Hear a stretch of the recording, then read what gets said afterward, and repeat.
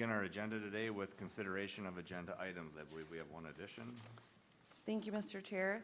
I request the addition of item 11D. So that will be under County Administration.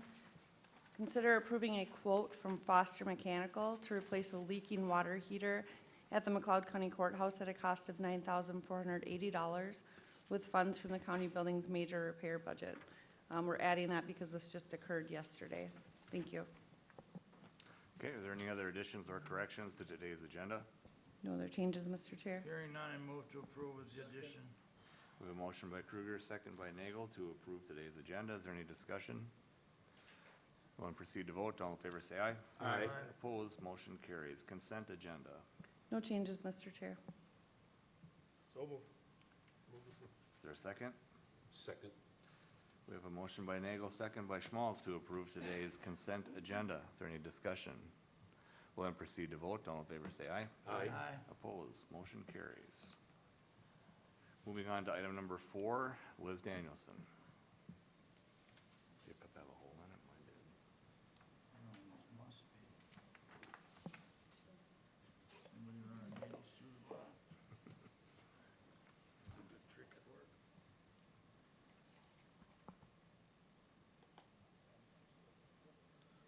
Go ahead. Do you have a motion to open the public Yep, we hearing? can call for that right away. We'll need the topic is going to be the recommendation from the Economic Development Committee, but we will need a motion to open the public hearing. Mr. Chair, I move to open the public hearing. We have a motion by Kruger, second by Nagel to open today's public hearing on economic development. Is there any discussion? We'll then proceed to vote. All in favor say aye. Aye. Opposed? Motion carries. Go ahead. Thank you. I'm here today asking for consideration on the recommendation from the Economic Development Committee to adopt Resolution 23-CB-41, granting a property tax abatement for certain property in the county and approving a tax abatement agreement with Glencoe Hotel Group LLC. And because this is our first time going through the process, I thought I would just go over kind of where we were at when we got the application to where we're at today and give a little bit of detail on the project itself. So tax abatement is an economic development tool that falls underneath our business subsidy policy. And we're only looking at abating the increase to the property taxes brought about by the project and not the current or existing property taxes. The payments are only going to be dispersed on a pay-as-you-go basis, meaning that the property owner pays in their taxes regularly, the full amount, before the abated portion gets paid back to them twice annually. And the county board can set limits on the terms and or amount of the abatement, but there are some limits to that. By statute, you can't exceed a 15-year abatement period, and our county policy actually sets that limit at 8 years. And the payments cannot exceed more than 10% of the county's levy annually, which we're within both of those metrics today with the request. Excuse me, Liz, when you're talking into the mic, we can hear really good, but yeah, kind of talking Is that into the better? mic. Not so much for us, but there's a number of people I'm sure online that want to hear. Mr. Chair, Stefan, can you please turn the microphone up where Liz is? Thank you. I think it's low, so it's not you. Is that better? Yep. Okay. So the request came in from the Glencoe Hotel Group LLC, and their project is for a 51-room American hotel, and it's going to be located on the southeast corner of town on a vacant parcel. And the request came in for up to $500,000 of county property tax abatement. The applicant had some representatives listed for their group, and I've put their contact information on the screen. So then the process started in May when we received the application, and then later on that month, the Economic Development Committee met to evaluate the request, and it was found that the project met the criteria that was outlined in the business development policy, and support of the request was recommended pending a financial analysis. So we consulted with Utler's public finance advisors, and they worked with us to estimate the abatement potential and also to analyze the project pro forma in order to verify the development costs and fees were within industry standards, determine the project feasibility, and also determine the appropriate level and structure of the public assistance that was needed in order to achieve financial feasibility. It was at that point in June that I brought this to a workshop to kind of go over the request with the board with some discussion. And then after that workshop, we negotiated with the applicants to work out a reduced subsidy amount based on Eller's financial analysis findings. And then we worked with the county attorney and consulted with Kennedy and Graven, which is a law firm that specializes in local government and public finance. And then they drafted the tax abatement agreement based on those negotiated terms. And then that brings us to the public hearing today, where we are asking the board to authorize the property tax abatement and approve the agreement. So when we evaluated the requests at the Economic Development Committee, we found that these were kind of the three main public benefits to the project. First, it would have a positive economic impact through a couple different ways. One of those is through expected guest expenditures to the county and the city. And you can see what the applicants project that to be. There's a potential for local lodging tax for the city of Glencoe, and there was expected to be a positive impact and attraction to the local businesses and industries, such as other stores and restaurants, potential development opportunities, et cetera. We also found that it would provide a needed service to the community. The city of Glencoe hasn't had a hotel since the Super 8 closed back in March of 2021, when Seneca purchased that for their employee housing.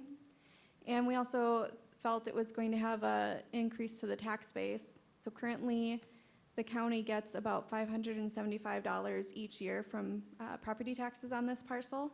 And after the project's completed, that's expected to be a little over $29,000 a year. So we worked with Ellers to kind of go through the financials of the project for the analysis piece. And here are the funding sources that have been outlined by the developer. They've received mortgage terms from a lender to finance approximately 66.3% of the project. And then they've also obtained bridge financing through a PACE loan for about 6.7% of the project costs. They've raised about $1.8 million, which is a little over 25% of the project costs in equity through local investment, as well as the developer and the general contractor are committing some of their deferred fees into equity as well. And then they've also worked with American to get a brand key bonus for about $4,000 for each of the 51 rooms. So here's just a brief overview of the total project costs. In all, it's a little over $7 million, with the bulk of that being in hard construction costs at about 74.5%.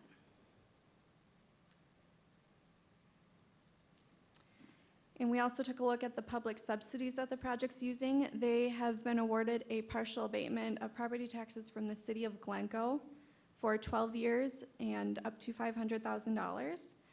They also worked with the city to get a loan for the sewer and water access charges to be paid over 5 years at 4% interest. And then they are seeking the partial abatement of county property taxes, which is what we're here discussing today. We worked with Ellers and the assessor's office to project the future property values after the project would be completed. And after completion, the property value is expected to increase somewhere around a little over $2.9 million.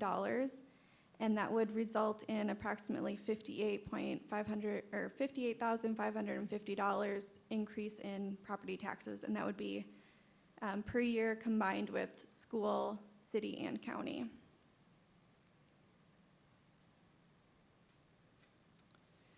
So then with all that information, Ellers performed their financial analysis to estimate the abatement potential of the project and also review the financial pro forma. So they found that, first of all, the 8-year limitation doesn't allow enough time to get up to the $500,000 in abatement potential that was requested by the applicant, but they also said that that wasn't the amount that was necessary in order to make the project financially feasible. So they did say that they were seeing lower than average projected return on investment in the years leading up to stabilization, which is between years 4 and 5, and that demonstrated a need for public assistance. And they felt that in order to achieve financial feasibility, that would require no more than $100,000 in abatement repaid over 4.5 years.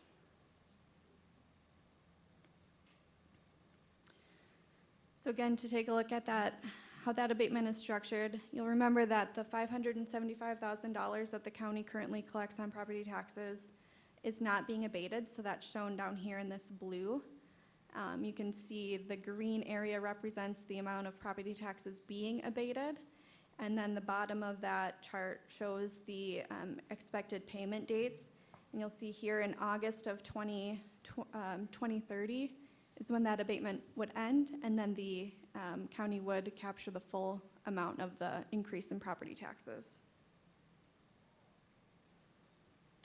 So here's another look at that with the actual numbers, and this is just a clip out. The full report is included in the background packet. We can see there what the payments are estimated to be. Depending on what the actual tax rate and property values are going to be, that might change.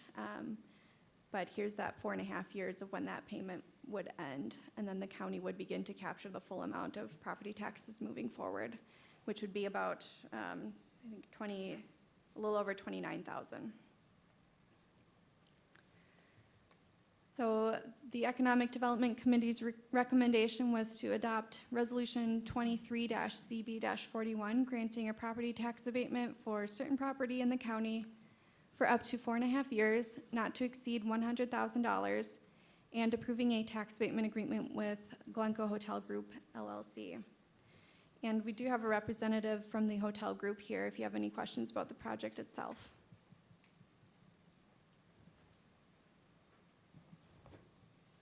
Any questions, comments? We are in public hearing, so.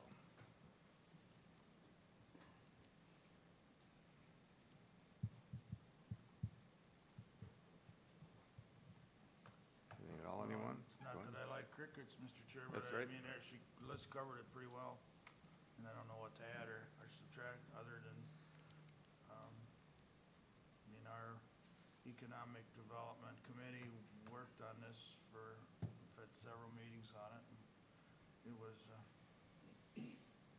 all the decisions were pretty much unanimously presented, so. Mr. Chair. Yeah, go ahead. Excellent presentation, thank you. Thank you. What Doug said rings true, and it's even been longer than that, really, when we've tried to start this process, at least in the 9+ years that I've been here, it's always been a conversation, and it's nice to see that, well, the wheels may have moved a little slower than we wanted, we got somewhere, so good job, and I don't know where the board will land on this, but I'll support it. Just to add, sitting on the Economic Development Committee, and always been a strong promoter of getting there. A lot of attention to details on this one. This is our first one. This is going to be an excellent addition to what Glencoe has to offer once it gets built. And this is why we have developed our Economic Development Committee so that we can find these opportunities and help boost that growth here in McLeod County. So, Mr. wait, Chair? go ahead.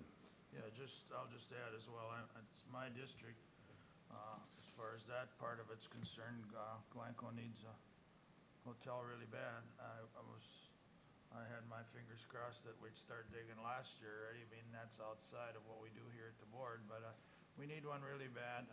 The 212 expansion and different things going on. I wish our whole economics system in the country was better, but we deal with what we have, so no, I'm in total support.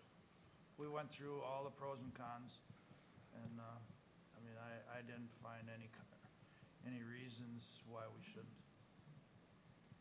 Is that a motion, Mr. Kruger? I'll make the motion to approve, I don't have the number in front of me here.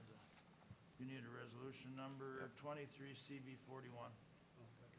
We have a motion by Kruger, second by Nagel, to approve Resolution 23 CB 41, recommendation from our Economic Development Committee granting property tax abatement. Any further discussion? Mr. Chair. Go ahead.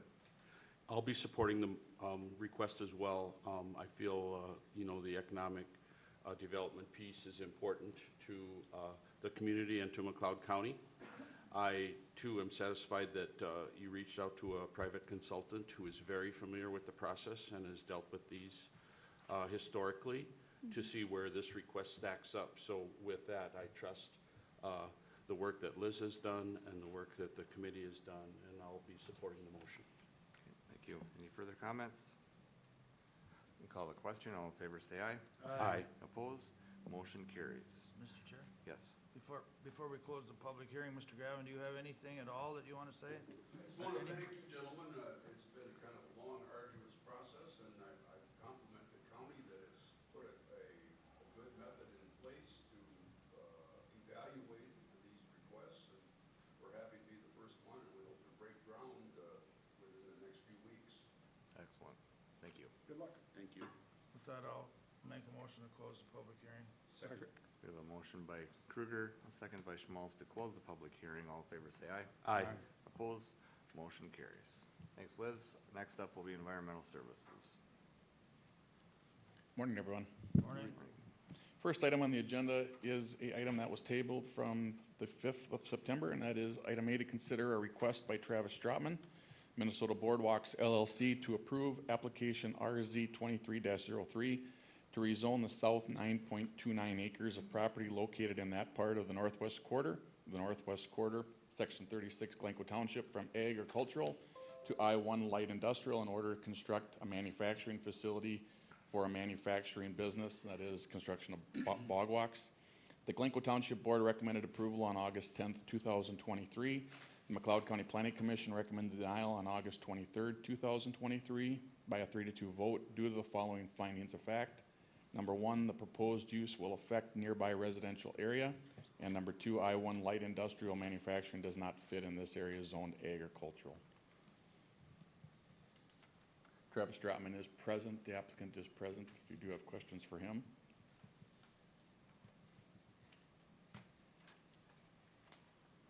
Mr. Chair, Go ahead. Mark, how far does a 2-mile radius go around? Does it bring that in there too? This property is within the 2-mile radius. It's agriculture? So it's about 8,000 feet approximately, a little bit more, I think. I don't know the exact number, but obviously 10,000 plus would be the 2-mile radius around the city of Glencoe, so this does fall within that 2-mile area. And it is zone agriculture? It is currently zoned agricultural. Mr. Chair? Go ahead. Mark, how close is it to residential now? There is a residential property, it's zoned agricultural, but there is a house that I'd have to pull that distance approximately, I would say 500 feet, 300 feet to the north and to the east of this proposed lot corner. There is a wooded area on the north end of this proposed acreage that Travis Stratman owns that abuts County Road 10 as well as County Road 2. It's at that intersection. The wooded area would not be part of this request. That is the 9.29 acres, the south part of that. It's open field currently. So the house that you asked about sits parallel to the east from this wooded area. So it's more diagonal to this property that Mr. Stratman's asking for the rezoning on. But it's within approximately, I'd say 300 to 500 feet. Somewhere in the notes here, I seen that there was a long-range projection that there was possibly gonna be some other houses built. So Mr. Stratman and I have had conversations. That's one of the reasons why he's asked for that north wooded area to be left out, is there is potential, obviously, for land that's considered hard to farm, established in the ordinance definition, that he may, in the future, look at, platting that for residential homes. I don't want to speak for him. He's here if you'd like to ask that, but that is something him and I have discussed in the past. And just for correction, the residential lot that you had asked me earlier about, it does abut this property. The house itself is what I was referring to as being about 300 feet from the actual land, but the property does abut, they do abut each other.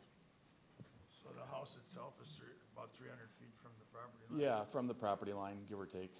And the reason I ask about the housing is because in the past, we've had some concerns about the eligibility of that many houses in one place, lack of a better word, but I think we turned one down here not so long ago because a request for a home So you can have on up, agriculture. yeah, you can have up to 4 non-farm dwellings. Non-farm is defined as any parcel that's smaller than 40 acres in size. You can have up to 4 of those in a quarter section before you're required to rezone. This property, again, is within 2 miles, so it is eligible for rezoning. If you saw a development, a proposal come forward in front of you for a plat that exceeded that 4 lots per 40, you have the ability through the ordinance to allow for that to go through. So, again, at the Planning Commission, there was a lot of discussion in regards to fit as one of the 2 findings on there. There is definitely a residential home. It's not a farm. It is a rural residential home to the north and the east. The ordinance does require screening, so if approved, the I-1 would have to screen.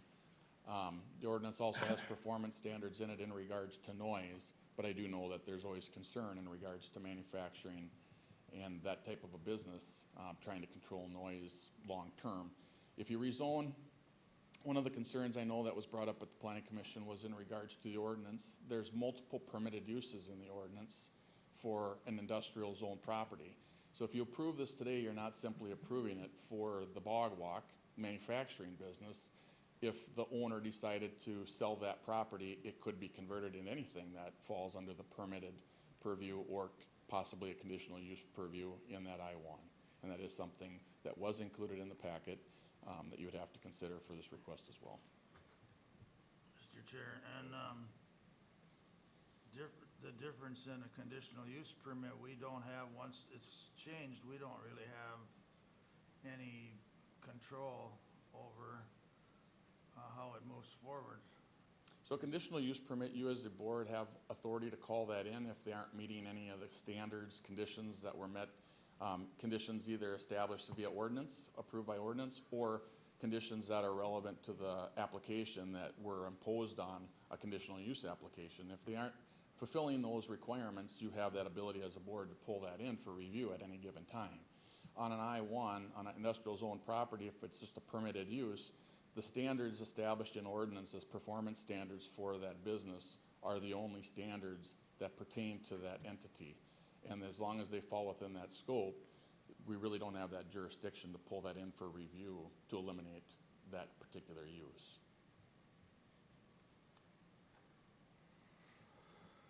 And if I may, Mr. Chair, I should have deferred to the county attorney because that would be something that we would definitely ask for his input on as well, but I believe. Mr. Chair? Yep. And Mark, the request is for rezoning 9.3 acres, basically. Would the manufacturing or the business need the whole 9 acres? I mean, do they have the freedom of moving the production facility, let's say, one direction or the other direction to create more of a buffer between the house that we're concerned about? So I have not had that conversation. Travis, would you be willing to come up and address the board? Yeah, we haven't had that conversation in regards to establishing, the site, if approved, where he would locate. Hello. Hi.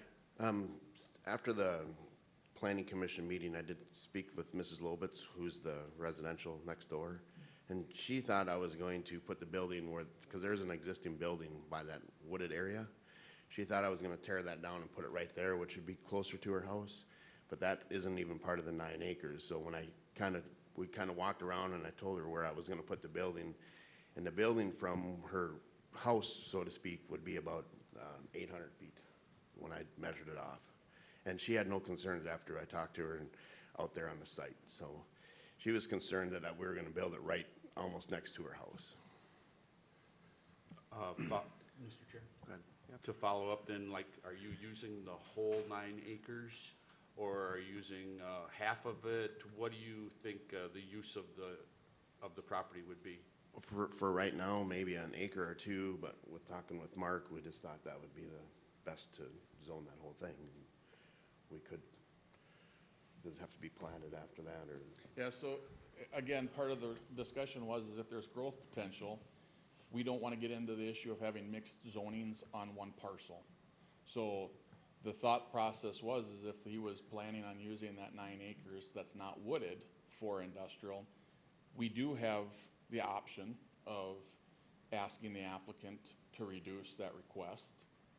If you were thinking that you didn't want to approve the whole 9 acres, it's just, there's growth potential with the business. I didn't want to get into having to, you know, work with the local township and the residents if he was doing some outdoor storage on property across this rezoned line, parcel line, if you will. So again, I don't want to speak for the applicant. Coming forward, that 9.29 acres with the business, it gives him the ability to be able to potentially use that for not the manufacturing facility, but for the business itself, storage, parking, et cetera. Mr. Chair, Go ahead. but just to follow up on that question,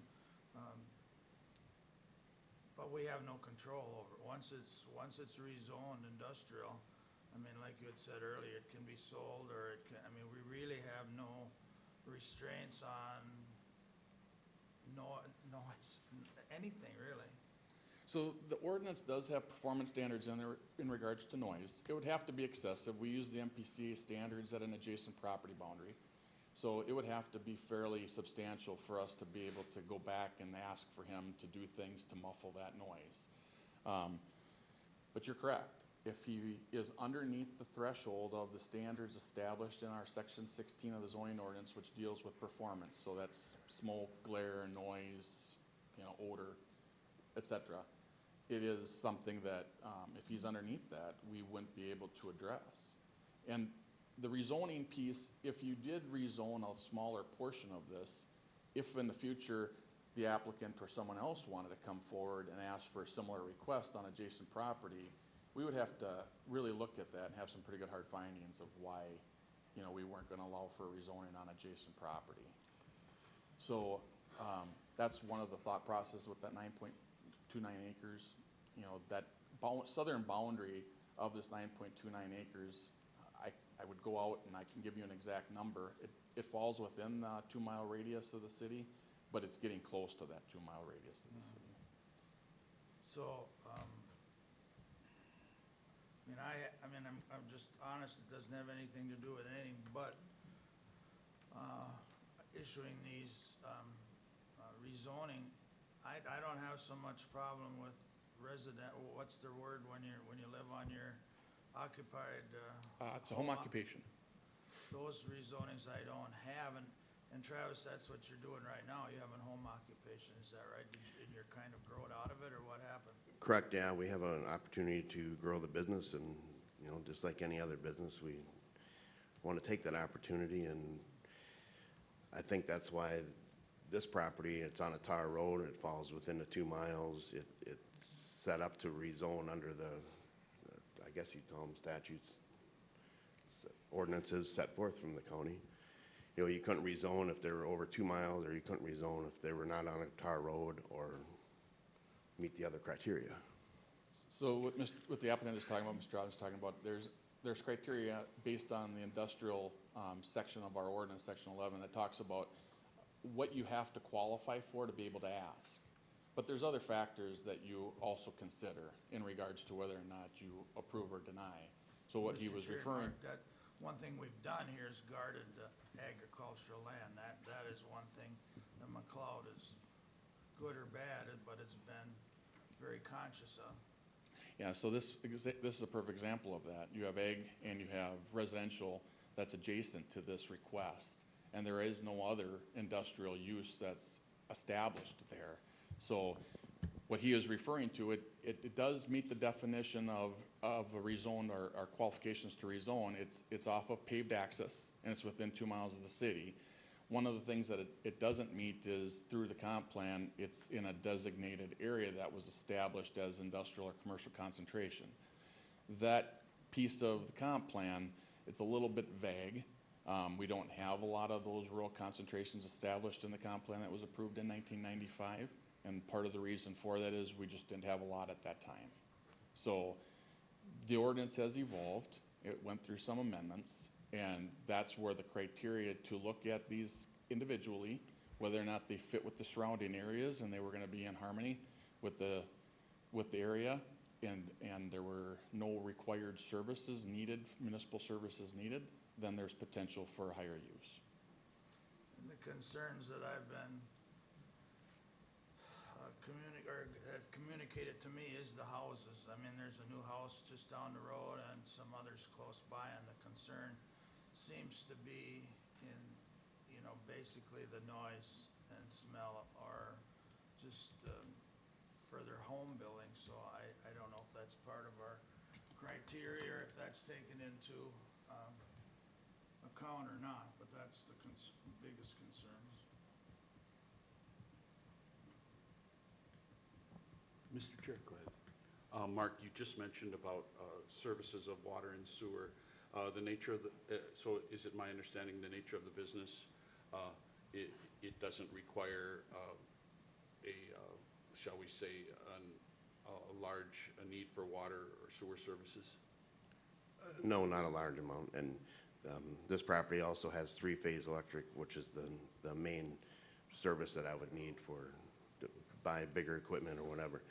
And all of our stuff is manufactured inside of a building. I mean, the noise factor, I think, would be minimal.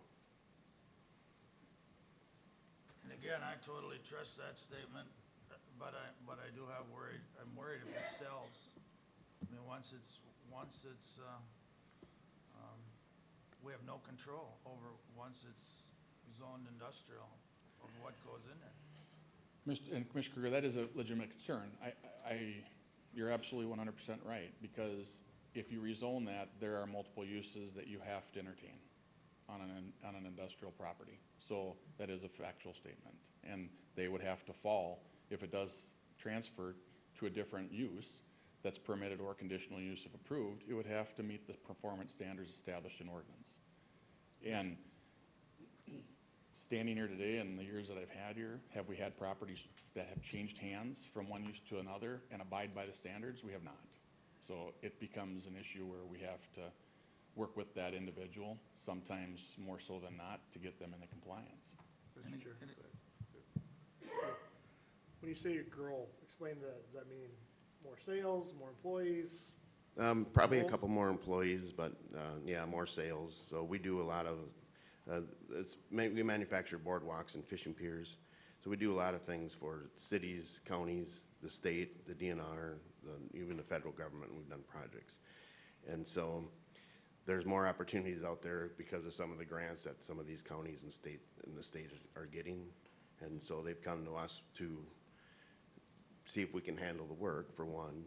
And if I can say, I'm 51, I don't have any plans on selling anything. I know things can change, but I plan, hopefully, I can be there for 20, 25 years. I have 4 children that might want to take over the business. So right now, that would be the plan. I mean, it's hopefully a multi-generational business. I mean, just like some of these bigger farms that have multi-generational, I mean, here's a good opportunity for an economic growth in the county, and I think it. And that's where my caution, the occupied, or whatever the right word is, the occupation business that is everybody's a little bit more comfortable with them because they figure you're not gonna do anything on your business that you wouldn't expect anybody else to put up with. So I don't know, I'm done, I think, with my questions. I personally like the fact of growing businesses in our county. We sit here and wonder why people aren't moving out here with their businesses, and now we have one that wants to expand in it. I respect and appreciate the concerns, but gotta weigh them all out, right? So there's certainly pluses and challenges to this project. I think we all know that. So far, I'm kind of tied in the middle as well. I mean, yes, there are a couple hiccups in the plan, but you're within the 2-mile radius. You've indicated you're on a 3-phase power line, which is a substantial boost with where you're at. It does indicate a growth corridor. The action item we took before this was all about pro-economic growth in the county. And you're a resident here looking to expand.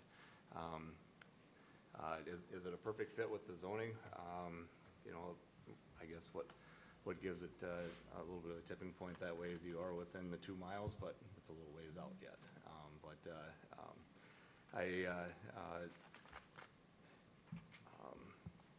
You've also touched on, you did have a chance to visit with the individual that was showing some concerns with the residents. Perhaps she or he, I didn't catch that part for sure, but was unclear exactly what you were doing, it sounded like, but then once you explained it, there was maybe. Yeah, she felt a lot better about it. Okay.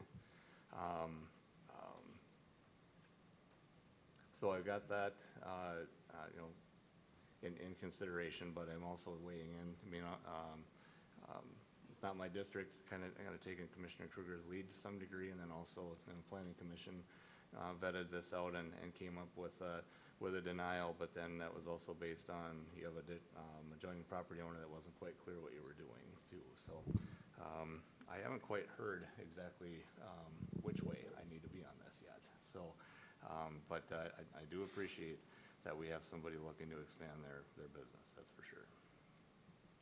Mr. Chair, Go ahead. I did talk to the township, but our committee,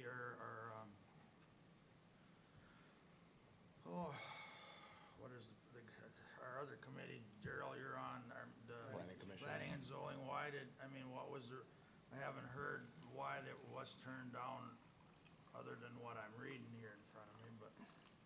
The two findings that came out of that, Mr. Chair, were in regards to the proposed fit. It doesn't meet the proposed fit for the area that's currently zoned agricultural and used for agricultural, and there's a nearby residence there. So those are the two reasons in the discussion at the Planning Commission of why it ended up being a 3-2 vote to deny. There was concerns that they couldn't mitigate for those two issues. Mr. Chair, Go ahead. we did spend a lot of time on that, discussing it, and that's why we came up with the denial, because of those two issues, the Okay. main ones. Mr. Chair? Yep. So, Mark, what would be the screening required, if it were approved, what would that screening look like? Wasn't there staff concerns about screening? So screening is pretty vague. It can be live screening with trees, it could be fencing, it could be a combination of both. The screening that's intended in ordinance, based on the experience that I've had with that, it's to reduce noise, use as a sound barrier, but it's also to screen it for visual effects. That would be to the, potentially to just to the east and to the south. The west facing, there's a row of trees on there currently that borders County Road 2. And so the purpose of the screening is strictly to eliminate the sight, the visual effects, as well as reduce noise. So it's a sound barrier. Mr. Chair, so is this stipulation we can put on now? I mean, can we put on screening and, say in decimals for noise? Just to, I mean, cause what I've been understanding is we have no control over that once this is issued, and that's the part that scares me. That is established in ordinance, so that is a requirement if approved. If you as a board grant this request, he will be doing screening. That's the screen. What kind of screening, we can have that discussion today. We can work with the applicant, but he will be doing screening. What about noise and dust? I mean, not that it pertains here, but what about noise and dust? So those are all part of the performance standards in section 16. If it's excessive, he'll be required to do whatever he possibly can to keep that dust down, similar to what we do with our gravel mining operations, where they have to do dust control methods, whether that's hard surface, pavement, whether that's dust control, calcium chloride, or some other type of product. In regards to the noise, again, if it becomes excessive, it's typically something we as staff will address, and if it's continuous, then he's gonna have to change operations, or be subject to us working with the state and MPCA and working with our attorney's office to get resolution. So this action item reflects only the rezoning of the property. At what point would something happen on that property where you have to come in for a CUP? So looking through our conditional use permit, I don't have it in front of me based on the ordinance, but there is a conditional use section of I-1 of the industrial that would require him to come back in and ask for a conditional use permit on that property before he could entertain that particular use. Okay. Now, typically, those are separate business entities. Those are completely different, more intensified businesses. So if he were to change a manufacturing business into a more intensified use, he would have to come in with that CUP before he could engage in that. So in terms of, I know, I'm hearing one of the concerns is that we lose control, but yet there is a point to where the CUP application does come back to the county board to address a use that would greatly expand upon the use of the property. That is correct. And the purpose and intent of the ordinance states that if it's not addressed in that section of the ordinance, then it's not allowed. So, for instance, I'm just thinking out loud here, if you were going to have, a jet fuel, manufacturer there that was going to cover 120,000 square feet of space per se, that might put them into a point where he couldn't do that. It's not allowed there. In regards to what we're talking about in I-1, it's more of that light industrial, the term of our section is really more of these startups or businesses that probably aren't going to grow to the degree that are going to need municipal services. If he did get to that point, then the applicant needs to understand that this may not be a location for that, and he may need to entertain looking for a lot in a municipality that he can get those services in. Mr. Chair, Go ahead. I'm gonna give this a whirl here. I'm gonna,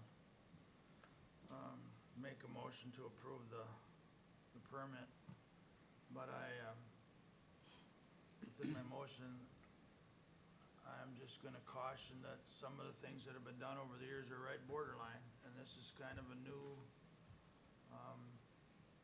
at least for me, in our area, it's kind of a new venture, and while I'm still around, I'm gonna kind of keep a close eye on. I hope this goes right, because I am a proponent of economic growth, and everything I've seen today, I can't really say, I can't really, in my heart, deny it. So, with that, I wish there was a little more teeth in it, but there isn't. But I would caution the applicant to work close with Mark and make sure everything goes according to Hoyle.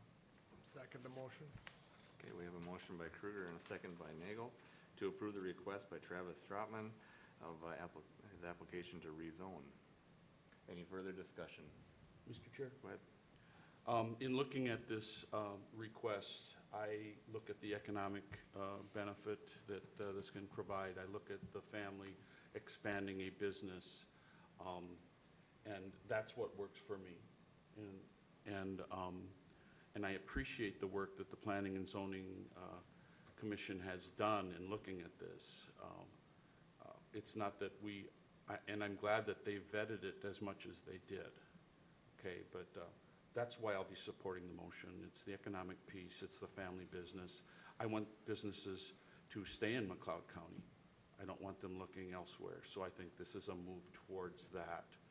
And it's a good move for McLeod as well. Thank you. Okay. Just maybe advise Mr. Stropman to maybe spend a little time with those future neighbors and explain what you're doing. When we see the paperwork coming through like this, the first thing you want to do is rezone. That can be a little bit frightening for somebody that doesn't understand what the end game is on that. Absolutely. So, just as you maybe experienced with one individual, once he explained it, it calmed the waters. So that might be a step you want to consider. But any other comments? We'll then proceed to vote. All in favor say aye. Aye. Oppose? Motion carries. So, Mr. Chair, if I may, before we get off this subject, one of the requirements of staff, and I just wanted to bring it up to the board, we will be looking at fencing out there and a combination of live screening due to the fact that you can't establish a buffer with trees and shrubs that are going to grow as we've seen in some of our other projects. We can't establish that overnight, so it will be a combination of both. And if there's concerns with that, I just want to, I'll reach out to the township with that, Glencoe Township, if they have concerns that they we will be happy to take their input in regards to working out a screening plan with Mr. Stratman. Mr. Chair? Thanks. Go ahead, And Doug. I don't have a problem with that. I mean, it's not like a conditional use permit, it has to be done today. I just come back to common sense. If it's just work with and grow with that, I don't wanna bog it down in things that don't necessary, but, I mean, obviously, it's a nice corner. I know he wasn't commenting on before, he only lives a half a mile from there, so I'm sure he doesn't wanna make enemies anyway, but, it is a nice corner. I mean, it's unfortunately mixed with residential. That's my biggest concern. There's a new house, like I said, there's a new house up there, and there's a couple and good building sites in that area, so I think he's taking that into consideration, I would hope, so. Thank you, gentlemen. Thank you. Have a good day. Good luck. Thanks. Thanks, Mark. Thank you. Item B for you, Mark. So item B is consider approving the purchase of an XL baler model 2R9D and in-feed conveyor from Apex Equipment, Mound, Minnesota, at a cost of $550,100 with funds from the Solid Waste Fund 05-391. First payment of 30%, which is $165,030, will be made in 2023, this year, and the remaining payments will be made in 2024. This is part of the proposed 2024 environmental service budget, and the 2023 payment is coming from the sale of the single sort equipment, which has been removed. This is a budget neutral down payment for 2023. So we did have this number in our capital budget for 2024. I know we are looking at the levy today, first attempt, but if approved, this would, it would be budget neutral because we would use the proceeds from the sort line, and I've worked with Clean and the finance department. We have adequate funds to support that and then some. Mr. Chair? Go ahead. Just so we're checking the boxes, were you able to get another quote, or is this the only show in town? So Sarah worked with that. We have, and I'll let her speak to that. We have looked at models. Apex is our vendor for these. That is in state, but I'll turn it over to her and she can speak a little bit more on that. We've worked with Norm on the previous baler, and what he does is he kind of goes out and searches companies to see who's going to offer the best deal. So he kind of does that on our behalf. So we had two options to choose from, two different size balers. We chose the one that best represented the current baler that we're using because we don't need anything that's going to make the bales heavier or process more tons per hour. So that is why we settled or are recommending this baler. Okay, so we still don't have two quotes though. So was the other one more expensive, less expensive? Yes, the other one was more expensive. Yes. Mr. Chair, if I may, and we could certainly bring those back in front of you if need be. We are exempt from that bid process because it is a solid waste product, and I I appreciate, appreciate that, but Yeah. I needed to ask the question. correct, yep. Just to add in, I think over the past couple of years, we've had plenty of discussions about when that day comes, because, to replace this baler, because it's been broke down many times. It is, all hours of the day, it's punching through, material that are very abrasive, very hard on things, and, it's been in the works for quite some time. So, I'll make a motion to approve. I'll second. Motion by Wright, second by Nagel, to approve the purchase of a new XL baler, cost of $550,100. Funds from the Solid Waste Fund. Any further discussion? Mr. Chair? Go ahead. Yes, I mean, unfortunately, costs are everywhere crazy, but I guess we all know that part, but we are in need of that baler. That's the heartbeat of what we're doing there right now, just because Yep. the way we're processing and, we're in the black, so that's the main thing, so we need to keep it going. Okay. Any further comments? We'll proceed to vote. All in favor, say aye. Aye. Opposed? Motion carries. And then we have two items, C and D. We'll take those individually. Consider approving the renewal of two-year reciprocity agreement between McLeod County Hazardous Waste, HHW, and Carver County HHW facilities. This agreement allows residents from McLeod and Carver counties to use either program based on the facility most convenient. Each county is responsible for covering the cost per household for the resident. The item D is the same agreement, just with Meeker County. So we have two items, C and D, one for Carver, one for Meeker, and I believe we should take those individually. Mr. Chair, I'll move on to Carver. Second.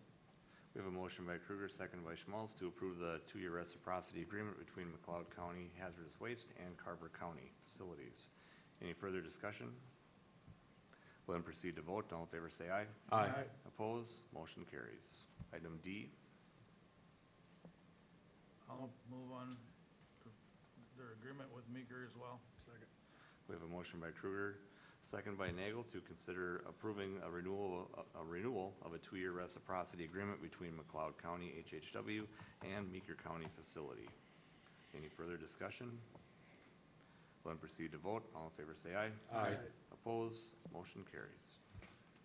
Thank you. Item E, the last one on the list here, is to consider approving the application for McLeod County Aquatic Invasive Species AIS funds for the Silver Lake Sportsman's Club Association and O'Malley Fish LLC, List Center, Minnesota, for a carp cleanout project on Swan Lake, a recreational development lake, to improve water quality, clarity, and fishing prospects in Swan Lake at a cost of $90,000, with funds coming from the AIS budget 25-694. The county amount requested is $90,000. The matching funds of is $10,000. The total project cost would be $100,000. We'll report on this a little bit later, but in our parks planning, Swan Lake was certainly identified as a hidden gem of our county. So I think this is a smart move for us to invest in that gem, so I'll move to approve. And second. Okay, we have a motion by Nagel, a second by Schmalz, to approve the application for the McLeod County AIS funds for the Silver Lake Sportsman Club. The amount of matching funds at $10,000, the county would be requested of the $90,000. Any further discussion? Mr. Chair? Go ahead. We just got done with a similar request last year, with Lake Marion, and this is following the same course the way it looks, and I think it's a good thing for Swan Lake, and it's a good thing for us to get behind and promote. Thank you. We're just going to add, I'm fully in support of this from the standpoint of working with those AIS funds and so forth. I have been asked to dispose of the fish or be a part of that process, just like on Lake Marion, and so I'm going to back out of voting on this, just so that it doesn't look like I have voting on something I may benefit from at this point. But it's unknown, but just be on the safe side, so.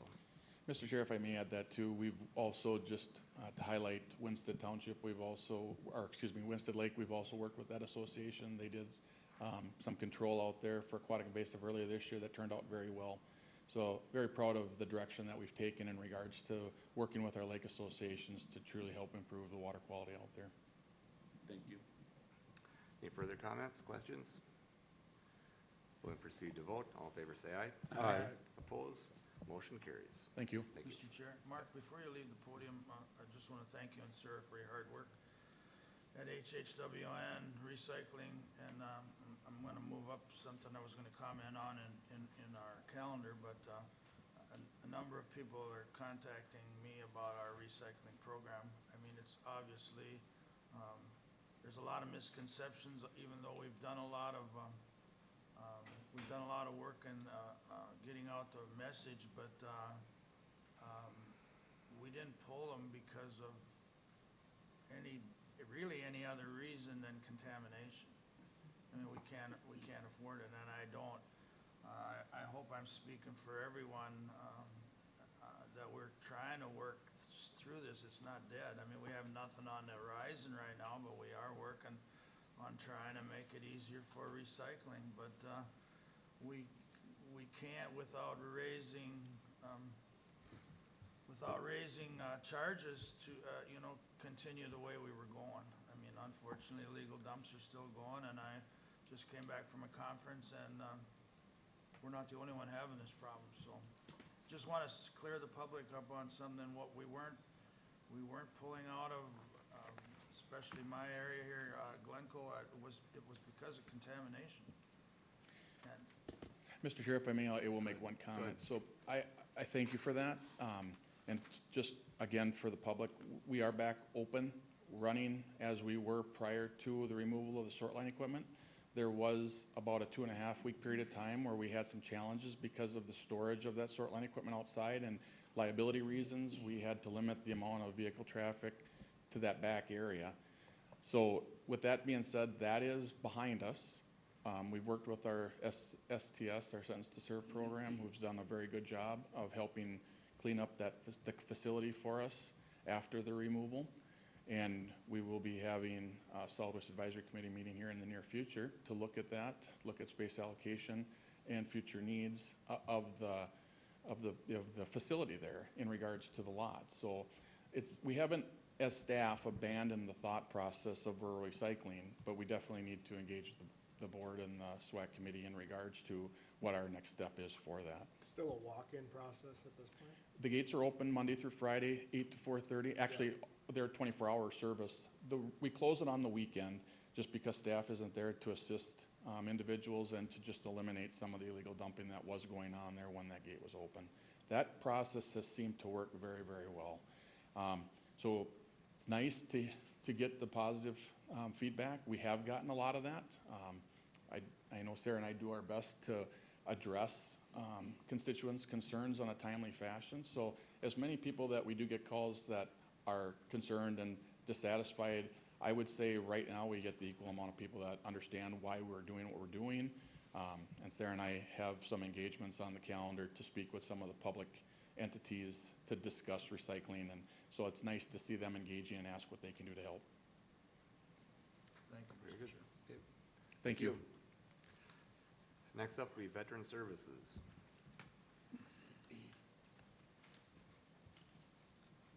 Good morning, Cassandra. Good morning, Mr. Chair and Commissioners. I'm here to ask for consider of approving out-of-state travel for Assistant Service Officer Brianna Lauer on tentative dates October 15th through October 20th to assist the Minnesota Association of County Veteran Service Officers with a demobilization event for Minnesota National Guard soldiers who are coming to the close of the end of their deployment.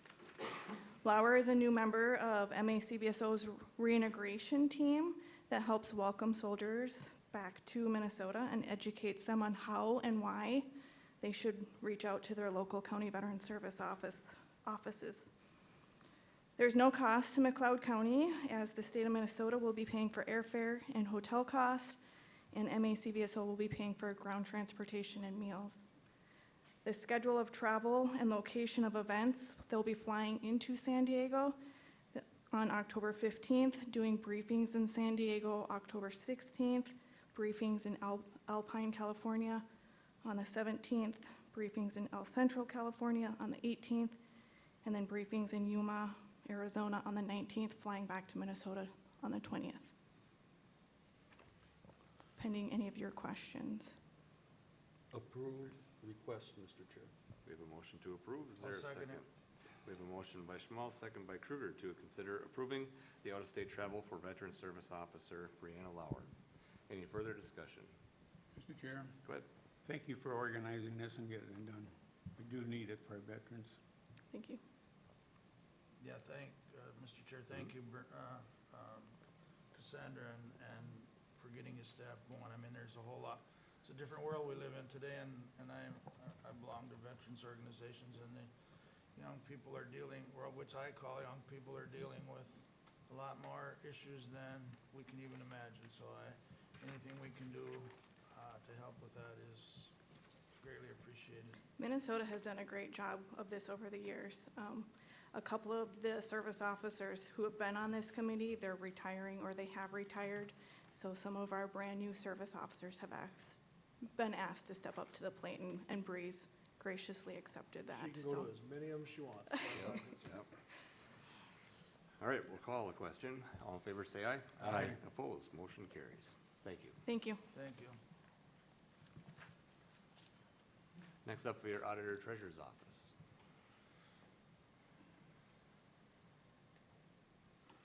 Good morning, Mr. Chair, Board. Morning. Today I'm here for one item. Item A, consider adopting Resolution 23 CB 42 to authorize charging the costs of the tax forfeited land sale to proceeds from said sale, and to set aside 20% of the receipts remaining as described in Minnesota statutes 282.08 for 2 to be used for the acquisition and maintenance of county parks or recreational areas. During the July 18th, 2023 board meeting, the county board set the terms, date, and basic sale price of the McLeod County Tax Forfeited Land Sale 2023A. The Auditor Treasurer's Office held the auction online through Public Surplus and the sale date closed on September 6th of this year. Results of the McLeod County Tax Forfeited Land Sale 2023A are as follows. Parcel 20-050-1380. The basic sale price was $17,825.30, and the winning bid was $47,600. Parcel 22-050-3680. Basic sale price of $4,000. The winning bid was $7,900. And then parcel 23-238-0014. The basic sale price was $27,275, and the winning bid was $47,100. Excess funds over the basic sale price to be distributed included prorated share of administration and sale expenses, assessments owed to the municipalities, 20% county parks, and the remaining 40-40-20 split between the county, school, and city. I just wanted to add a special note that the funds are held in a tax forfeited land sale account until they are distributed. Distribution is pending with the resolution of the Tyler versus Hennepin lawsuit and possible 2024 legislative action resulting from the lawsuit. My office has begun work on the McLeod County Tax Forfeited Land Sale 2023B. Mr. Chair. Go ahead. There was quite a bit of discussion on that property taxes at the conference on that balance, and I'm happy you're doing it. Sounds like you're doing it right to see what happens with that balance. There's quite a lot of information around on that problem. So with that, being you're doing it that way, I would have moved to approve. Okay, we have a motion. Is there a second? Second. We have a motion by Kruger, a second by Luthens to consider adopting Resolution 23 CB 42. Any further discussion? Mr. Chair? Go ahead. Just so anybody that doesn't deal with this understands, and you can correct me, Connie, if I'm wrong, you do a better job of that than explaining this, but it's the balance of the money that's after the taxes and obligations are paid. It's that balance that's left that seems to be the issue in some cases. So do you want to, is there anything you can say better than that? I mean, there was a lawsuit by someone in the city that wanted that balance and didn't feel that she was getting her proper amount, and I've heard a couple other instances. Right, and that was the legislation Tyler versus Hennepin that you're referring to. It is regarding the excess funds. And, it's split between the states. Some counties have suspended all sales. I've been working with our county attorney. We decided to have these sales to get these caught up and get them on the tax rolls, but then yet we're going to have to suspend the distribution pending the litigation and legislation. And again, that's in my motion. I think you're doing the best we can do, so thank you. Mr. Chair? Go ahead. And Commissioner Kruger, that's right. The Tyler versus Hennepin is a Supreme Court case, a U.S. Supreme Court case where the issue was raised by someone who claimed a right to that excess that beyond what it was required to satisfy the tax forfeiture piece. So a lot of people are expecting a legislative fix or action to address this because it impacts counties all over. It'd be a widespread issue. So right now, there isn't anything changed in legislation, but it's widely expected that there would be some legislation forthcoming or at least some additional guidance from the courts. So that's why we would hold it in escrow until we get a better view of what's next. Mr. Chair? Very good. Yep. In the proposal, it's asking a 20% allotment to county parks. Can someone explain to me how we got to that component of the request? We did that with our last sale, and that is an option with that statute that I addressed, 282.08. It will give us the option to put 20% towards parks.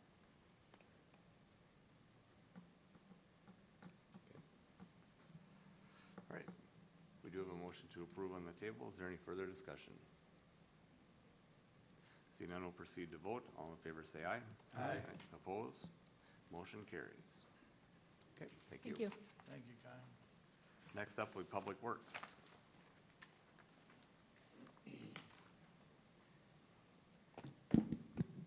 Good morning. Morning.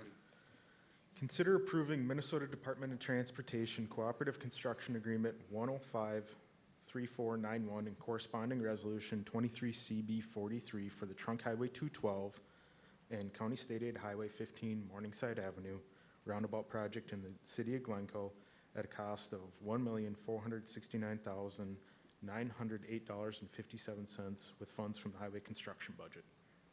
MnDOT is constructing a roundabout at the intersection of 212 and Morningside in Glencoe in the summer of 2024 to address the higher than average crash rate at the intersection.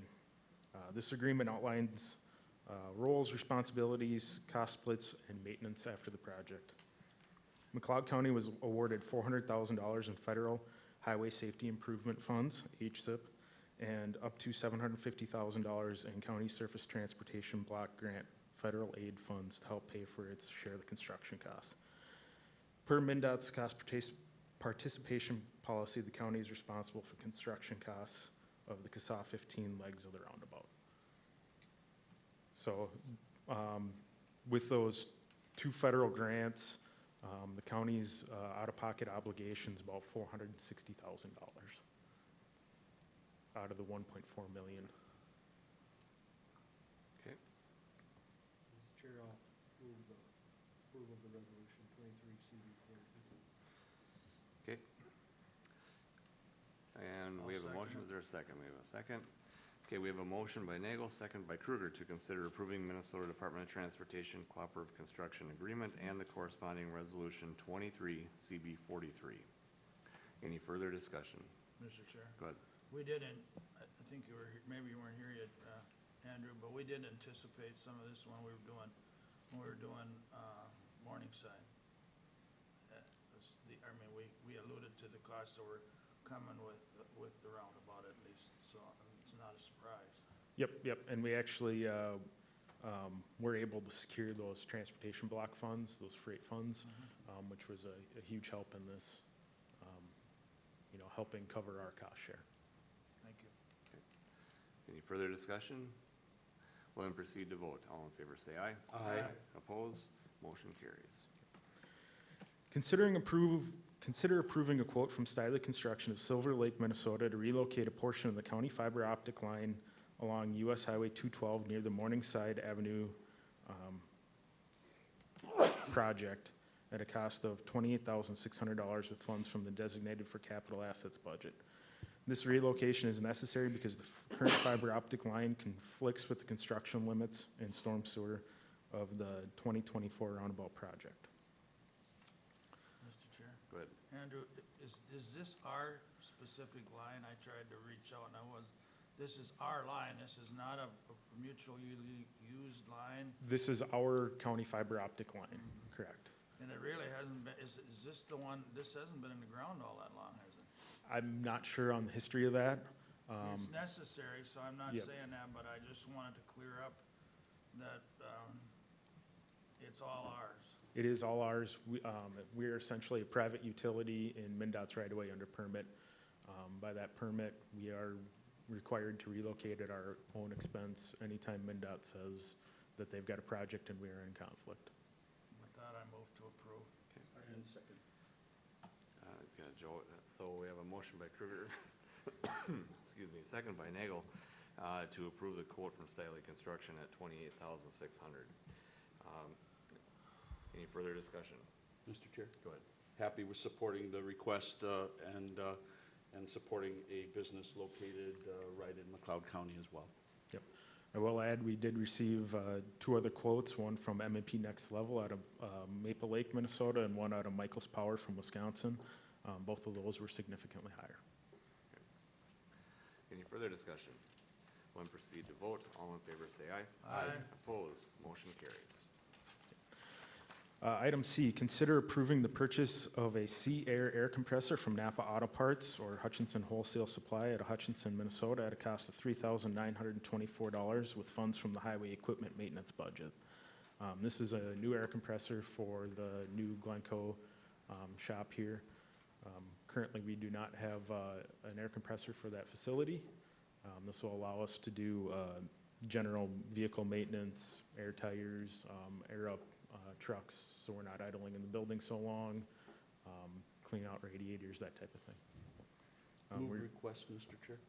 Good motion by Schmalz, second. Second. Second by Kruger. To consider approving the purchase of an air compressor from Napa Auto Parts at $3,924. Any further discussion? Why is it, I guess, why is it on the agenda just because we don't already have one? I mean, that's It's over the, necessary operating. yep, it's tools. over the $2,000. Okay, sure. Okay.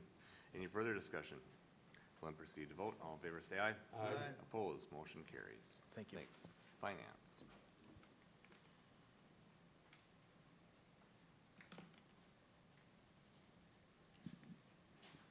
Good morning. Morning. I'm asking to consider adopting the revised credit card policy and procedures. Since we went to a paperless billing system earlier in the year, we need to update this policy so that it reflects that change and that all of our forms are now paperless. So moved. Motion by Nagel, is there a second? Second. Second by Luthens to consider adopting the revised credit card policy and procedures. Any further discussion? All in favor, say aye. Aye. Opposed, motion carries. Thank you. And item B is consider adopting the revised accounts payable policy and procedures. This also is needs to be updated to reflect the change of the paperless billing system. Motion by Nagel, is there a second? Second. Second by Luthens to consider adopting the revised accounts payable policy and procedures. Any further discussion? We'll then proceed to vote. All in favor, say aye. Aye. Opposed, motion carries. Thank you. Information technology, Mr. Troska.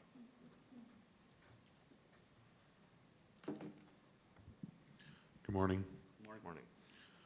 I'm here to request consideration of approving a quote from New Horizons, Minnesota, Eagan, Minnesota, for 4 days of customized training sessions on Office 365 at a cost of $14,000 with funds from the information technology budget. These training sessions will be offered to McLeod County employees and will cover topics on Microsoft Teams, OneDrive, and OneNote. Each session will be 2 hours long, and there will be options for in-person, on-site here at McLeod County, as well as virtual or recorded sessions for those that are unable to attend a live session. Sessions will be limited to 25 people each. These training sessions will help employees understand and use these features of our Microsoft licensing. All right, questions, anyone? I make a motion to approve. We have a motion by Luthens, is there a second? I'll second that. We have a motion and a second to consider approving the quote from New Horizons of Minnesota for 4 days of training at a cost of $14,000. Is there any discussion? We'll then proceed to vote. All in favor, say aye. Aye. Opposed, motion carries. Thank you. Thanks, Dan. Thanks, Matt. Moving into county administration, we'll begin with review of our calendars. Commissioner Nagel, you ready? Yep, personnel issues, as always, that come up, always evaluating that to see where we're at for efficiencies with employees and staff.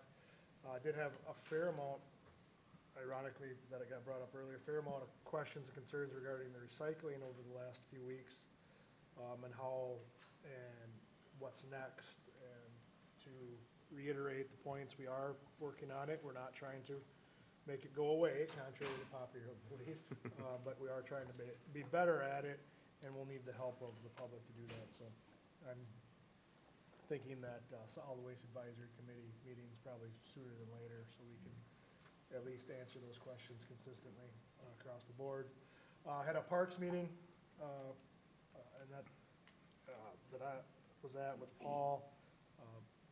Spoke about the plan that we're trying to work for with the parks, prioritize those items where improvements will determine where improvements will be focused on, and try to continue to grow that amenity within the county. And then Fair Commission discussed some potential building projects and other infrastructure needs at the fairgrounds. And that'll do it. Okay, on the 8th, at a joint ditch 4 meeting, where there was a petition for abandonment that was denied. From there went to the Parks Plan Task Force, which Commissioner Nagel had touched on. On the 12th, full board met with County Ditch 18 on tile reroute, and that went very well, working with all the landowners on that one. From there, went into budget meeting and the basic content of that meeting, we'll be seeing that shortly when we set the preliminary levy. And then on the 14th, Fairgrounds Commission, which again, Joe had touched on as far as looking at some building opportunities, and I think that'll be a workshop item for the board to start looking at shortly, so it's good enough here. Thank you, Mr. Chair. I also did the JD4 hearing, and as Commissioner Wright said, the permit was denied. I had, on the 11th, I had a drainage work group, a meeting in St. Cloud, again, covering policy, the new legislation coming down on drainage and water, clean water contamination. On the 13th, we had, well, 13th, 14th, and 15th, we had our AMC Fall Policy Meeting in Alexandria. On the first night, I had my MRC meeting there, Minnesota Rural Counties, discussing policies moving forward and the issues that rural commissioners are dealing with, and the 14th and 15th, different policy conferences on setting policy for our winter meeting, or trying to set a policy going into the next legislative session, which brings us for me today. Thank you, Commissioner Kruger. I'll go right to last week. Monday the 11th, I had a meeting with the administration of SHAC, State Community Health Services Advisory Committee. This is a committee that directly has a connection to the Minnesota Department of Health, and SHAC is one of the committee assignments that I share, being on our CHB committee. Tuesday, like Commissioner Wright stated, we had a CD18 meeting here at the Government Center. Wednesday, I attended the AMC Fall Conference. Like Commissioner Kruger has stated, I did the MRC meeting that afternoon, and he stated what the topic of the meeting is about. It's a group that focuses on rural concerns in the state of Minnesota. And I as well attended all 3 days of the conference. I'm on Government Policy Committee. Lots of discussion on what our priorities may be for this coming year's legislative session, and that's why we meet, to try to distinguish which priorities we want to focus on. And before I got to go home on the 15th, I once again had a SHAC meeting before being released from the conference. So thank you, Mr. Chair. Thank you. I attended the county workshop meeting on the 5th. On the 6th, I had a budget meeting here at the Government Center. 7th, I went to Prime West over in Alexandria for all day. On the 8th, we had a meeting in Monticello on jobs and training services. And on the 13th, 14th, and 15th, I also attended the same conference as the other two guys. Thank you. Okay. Get any from Attorney's Office? No. Administration, go ahead. Thank you. I also attended the Association of Minnesota Counties Policy Fall Conference and was in the General Government Policy Committee sessions, and that was very good to hear everything that is going on, so thank you.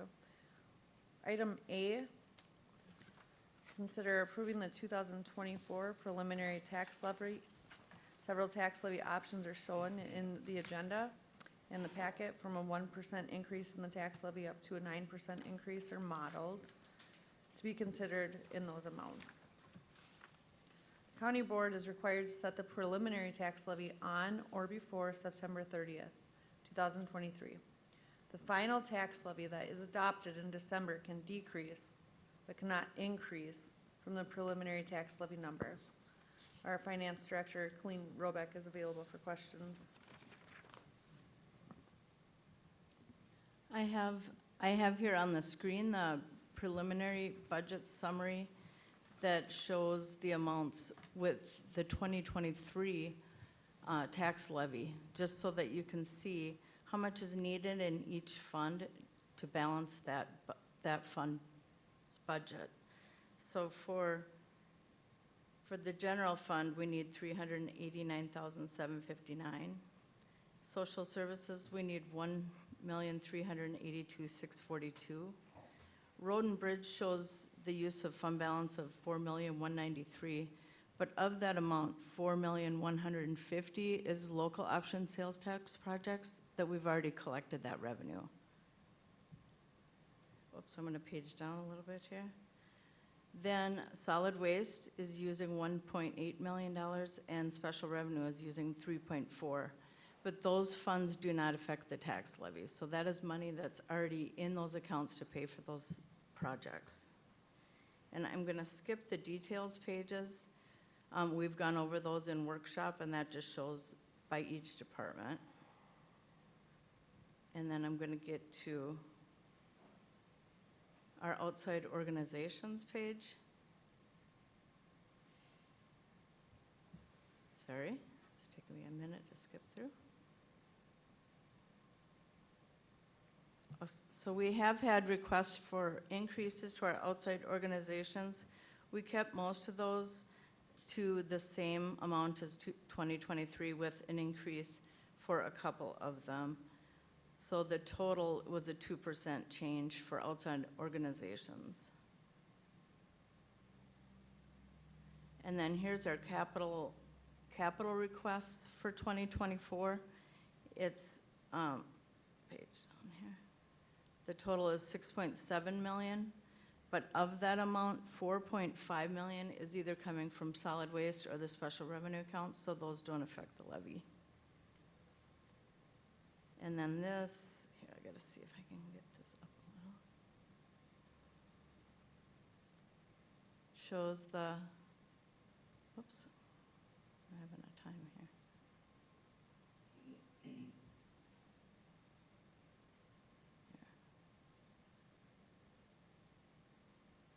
This shows over the last 10-year average for a levy increase has been 4.14%. To balance the budget, we'd need 6.5% over the 2023 levy, but the Budget Committee is requesting a 5% increase. So that's what's being suggested for today. And then I want to just show how that impacts the taxpayers. So on this spreadsheet, if you looked at a home that's valued at, if you go to residential homestead and look down at the 5% increase, so if your value is $300,000, it would be an increase over the 2024 county portion of taxes of $75.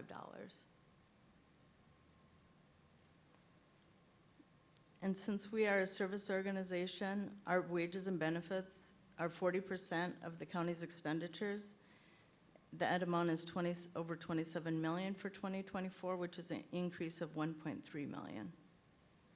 And we also have health insurance reopeners with our 8 unions, and our health insurance premiums are going up 7.7%. So we need to negotiate what part of that will be the county's share. And we have 4 new positions that were requested for 2024, 1 in the attorney's office and 3 in social services. Those are also included in the budget, but need to go through personnel and be adopted by the county board.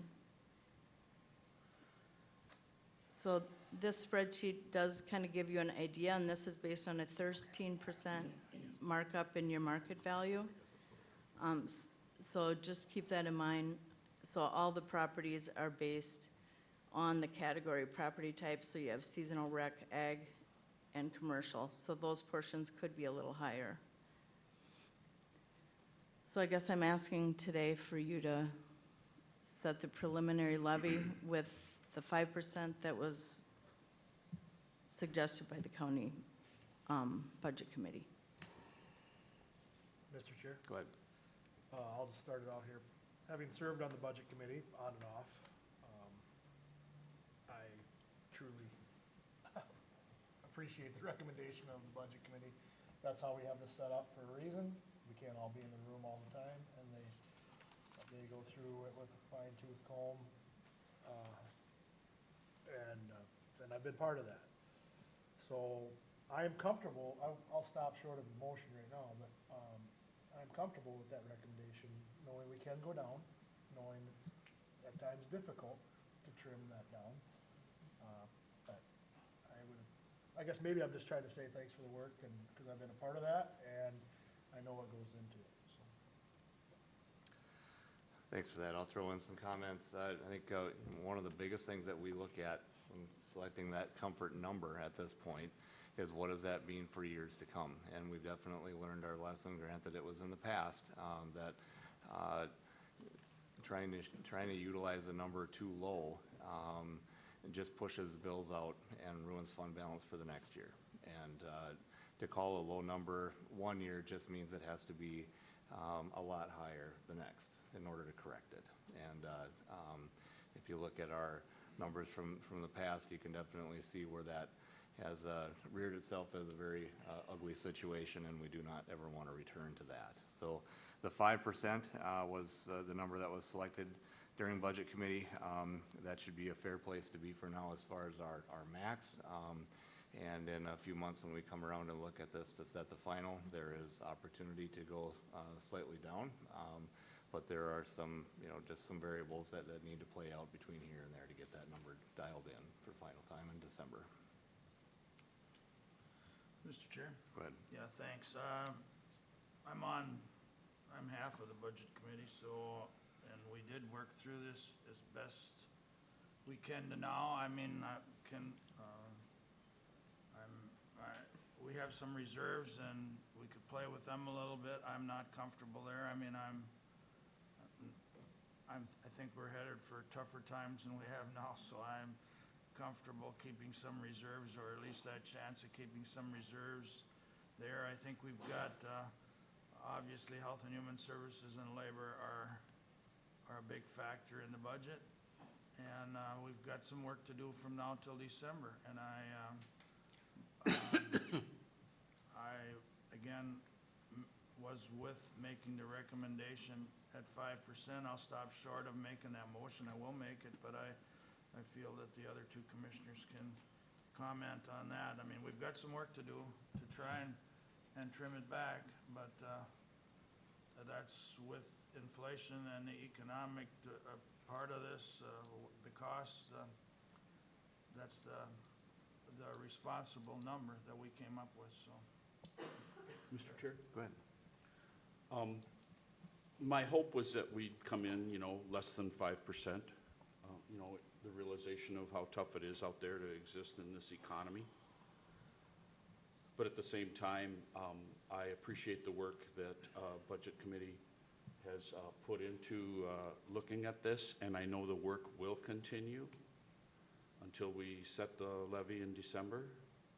And so with that, I will move the recommendation of 5% preliminary levy set as brought forth to us from the Budget Committee.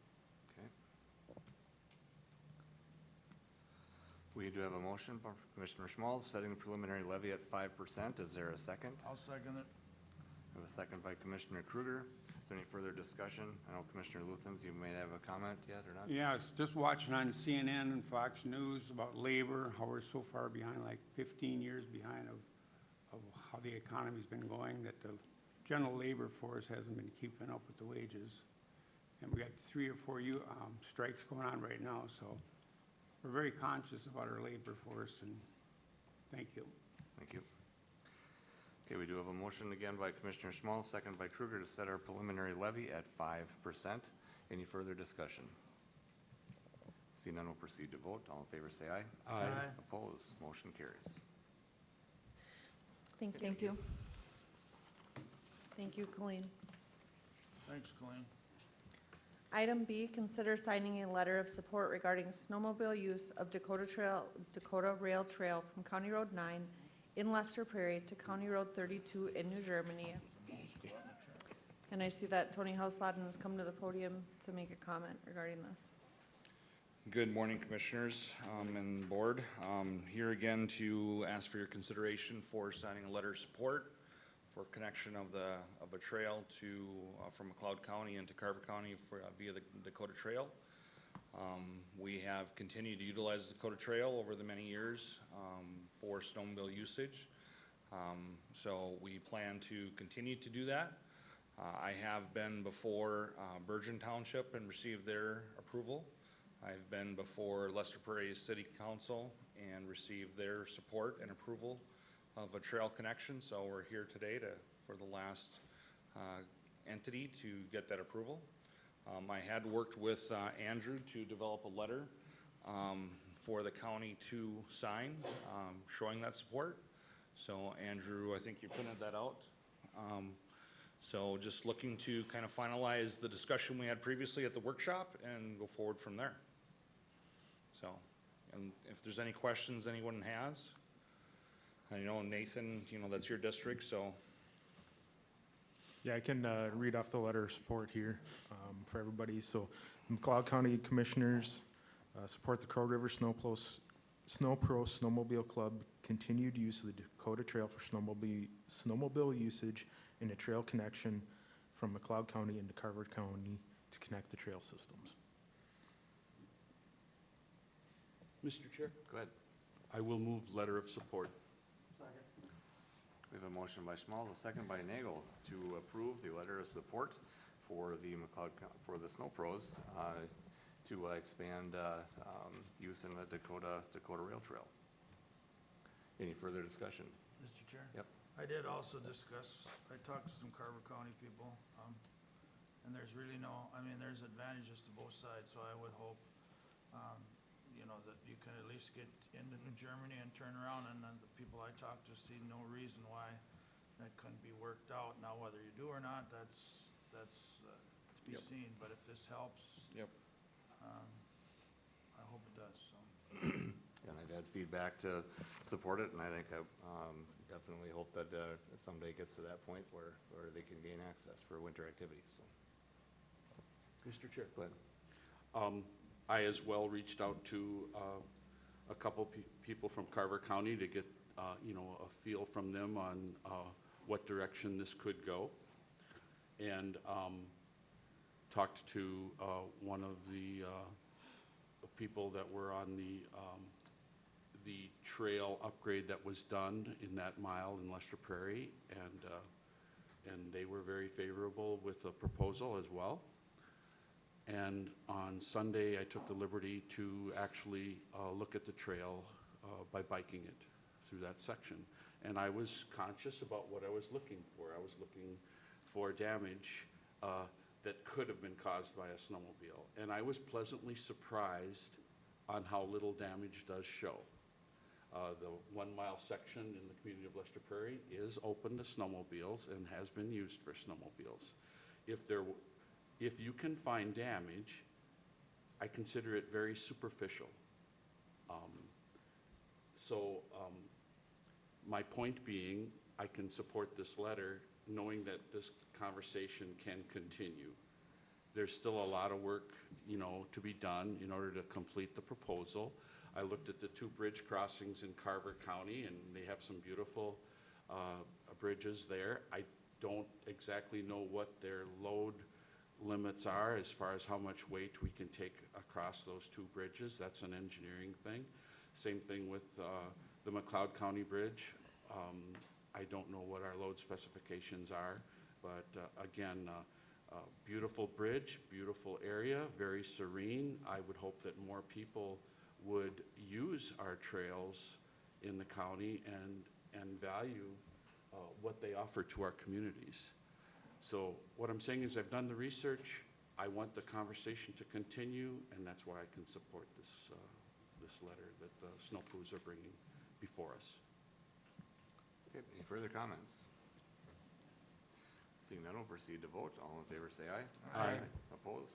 Motion carries. Thank you. Thank you. Thank you.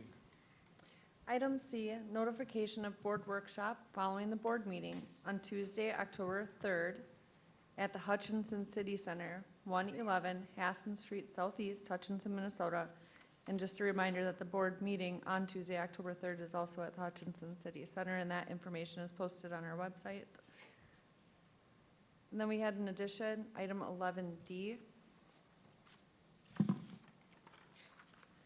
That's the request to consider approving a quote from Foster Mechanical to replace a leaking water heater at the McLeod County Courthouse. The cost is $9,480 with funds from the county building's major repair budget. I'm sorry, Spencer, do you want to come up to answer questions? I didn't see you walk up right away. This is added today because this just occurred, I believe, yesterday or over the weekend. Yeah, it happened late Friday. Just got a quote yesterday from Foster Mechanical. This Sir, one, what was the quote again? it was $9,480. And this water heater was put in 2005. And we just had the new one that we have currently there, it was put in 21. So this one will match the exact same one we put in 21. Move to approve. Okay, we have a motion by Nagel, is there a second? Second. Second by Luthens, who that was, to replace, water heater cost of $9,480, bid from Foster Mechanical. Any further discussion? Mr. Chair, Go so ahead. Spencer, do you want to note when it can be completed? It is 3 weeks out, so we're gonna have to limp along with this one currently. Slight leak, but we'll manage it. Get there. Okay. All right, any further discussion? Seeing none, we'll proceed to vote. All in favor, say aye. Aye. Opposed? Motion carries. Thank you. Thank you. Thank you, Spencer. Moving into open forum, anyone wish to address the board today? Next item would be press relations. Anything there? Okay.